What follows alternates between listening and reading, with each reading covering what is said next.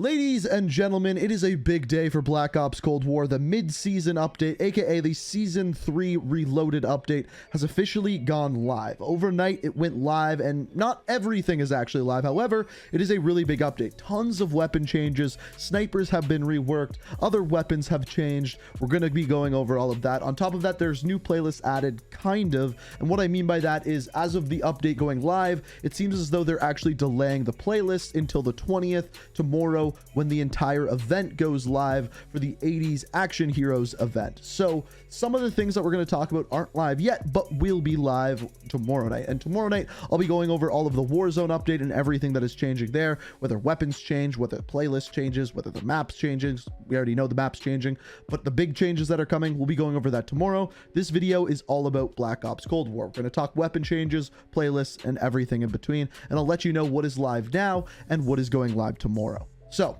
let's start out with the playlist. So first things first, these are the things that are not live as of yet. So Standoff is the new map that is coming to Black Ops Cold War as a 6v6 map. It's a fan favorite. We know it's coming. That'll be live tomorrow. And there will be a 24/7 playlist for Standoff. So if you want to play on the map, you'll be able to do so 24/7. On top of this, we have the new game mode, which is Die Hardpoint. We talked about this earlier today. As far as Die Hardpoint, what it is essentially Hardpoint mixed with Cranked. You get cranked whenever you capture a hardpoint, and it builds up as you get more and more kills. You kind of build a specialist bonus, which by the end you get a bigger explosion, and when you do explode, you can kill enemies. The other new playlist is multi-team elimination, which is basically the battle royale mode on the fire team maps or the multi-team maps, which is pretty cool. And to add to that, we also have a new multi-team map called Duga, which has already been seen in Outbreak. On top of this, we have 12v12 mosh pitch, which was kind of added last week, and this one is just 12v12 on the normal 6v6 maps. You're gonna have Nuketown 24/7, gunfight, party games, and multi-team mosh pit. So currently, if you go to the store items, you're going to realize that the new bundles for Rambo and John McClane aren't actually there. However, if you go to the operators, you're going to very quickly realize that they are here. This is actually our first look that we have at John McClane here. As you can see, it looking pretty dope. And if you go to his bio, you can see a pretty cool breakdown.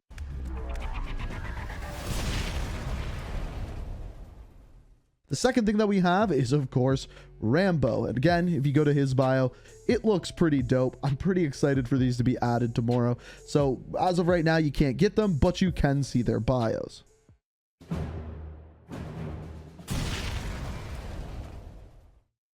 So the other new thing that is being added is a bunch of zombie stuff. So some of this is going to be added tomorrow night. Others is going to be added during the day, I believe 10 Pacific time on Thursday. The first example of that is the main quest line that you're seeing here, the Orda World event, which is happening in Outbreak with the Easter egg to go along with it.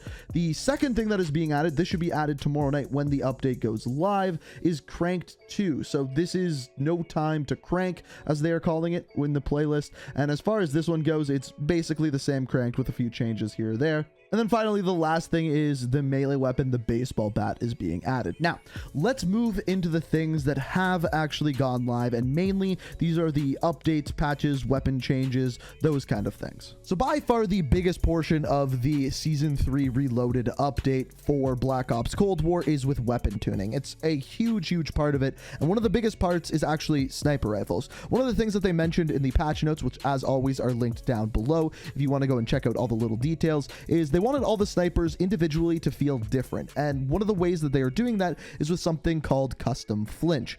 Now, every different sniper has a different flinch when you are shot, and with that, it's going to change up snipers drastically, because before this, there's basically zero flinch, making them very easy to use when aimed down sights. Another thing that they adjusted is ADS momentum. So essentially, the way that this works is there's now a different aim down sights time, whether you are fully with hip fire or whether you are kind of half unscoped, if you will. And with this, you will actually scope in slower if you don't fully unscope. Hopefully that made sense. I know it's a little bit confusing. And then they've also addressed each individual sniper rifle. Starting off with the LW3 Tundra, what they did is increase the bullet velocity from 550 to 580, so the bullet moves basically a little bit faster, and they reduced the aim down sights in momentum from 0.2 to 0.233, so essentially you aim down sights just a little bit slower. They also adjusted a whole bunch of attachments, which I'm not going to read through all of them. If you want, you can pause it or check out the patch notes, which are linked down below. After this, we have the Pellington 703. With this one, we have increased sprint to fire speed from 0.45 seconds to 0.433, so a little bit faster. Bullet velocity reduced from 500 to 478, and then increased aim down sights time from 0.55 to 0.583. So a slower aim down sights time, which is odd because the way that they described this one is being one of the faster moving sniper rifles, which kind of confused me. Now, after this, once again, more attachments have changed for this weapon as well. Again, pause it, check out the patch notes. Not going to read through all of them. After this, we have the M82. With this one, they did a lot. First of all, they increased the one-hit kill potential to include the mid-torso. That's huge, more consistent one-hit kills. They also increased the aim-down sight speed from 0.7 seconds to 0.666, which is still very slow. The ADS out momentum from 0.2 to 0.183, so you scope out a little bit faster. They also reduced the ADS in momentum from 0.2 to 0.25, again aiming down sights slower, and they reduced the firing speed drastically from 0.333 seconds to 0.833 seconds. So yes, you're going to get more one-hit kills, but the handling seems to be worse in some aspects than before. And again, many attachment changes as well. After this, we have the ZRG 20mm. With this one, they reduced the aim down sight speed from 0.65 to 0.683, so just a little bit slower. The strangest one was reducing the bullet velocity from 925 to 923. Such a small difference. I don't see how that really makes a big deal. Anyway, increased ADS out momentum from 0.2 to 0.183, and finally reduced in momentum from 0.2 to 0.283. All in all, basically all of these are nerfs, so it is going to make the weapon worse, and like all the other weapons that we've already looked at, here are all the attachments that have changed. The final sniper rifle and the new sniper, the Swiss K31. This one has 25% less flinch than the other sniper rifles, and they reduced the bullet velocity from 700 to 684. So basically, the claim to fame of this is now the very low flinch, and of course, just like the other snipers, a bunch of attachment changes as well. Moving into the ARs, the first weapon we have is the Krig 6. They increased the bullet velocity from 625 to 686, so it's going to be a little bit better at range. They also increased the bullet velocity from the 19.7-inch barrel by 26%. They also reduced the bullet velocity penalty for the contour barrel by about 13%. The AK-47 got a huge bullet velocity increase from 490 to 702. This is probably the biggest one that you're going to see in the patch notes. The FFAR had an increased maximum damage from 27 to 28, and also a reduced bullet velocity from 705 to 629. So more damage, but less bullet velocity. The Groza has a reduced headshot multiplier from 1.4 to 1.25. That's a pretty big deal, but increased bullet velocity by 10. So all in all, I would say a pretty big nerf to the Groza. The QBZ just has a little bit of a bullet velocity increase from 625 to 671. The Pharaoh definitely has the most balancing, so increased headshot multiplier from 1.25 to 1.4. On top of this, they increased the bullet velocity from 675 to 729. So both good things. However, they reduced the maximum damage from 31 to 30 and reduced the minimum damage from 28 to 27, which are both big deals. They also reduced the bullet velocity penalty for the contour barrel for this weapon as well. The final assault rifle is the XM4, and all they did to this is increase the bullet velocity from 550 to 657. So they actually balance basically all of the light machine guns in the same way. So for example, the Stoner has an increased bullet velocity from 675 to 741, but nerfed the bullet velocity on the Task Force barrel. Similarly with the RPD, a huge increase in bullet velocity from 475 to 684, but again a nerf to the Task Force barrel. And then finally with the M60, we have 600 to 791 bullet velocity,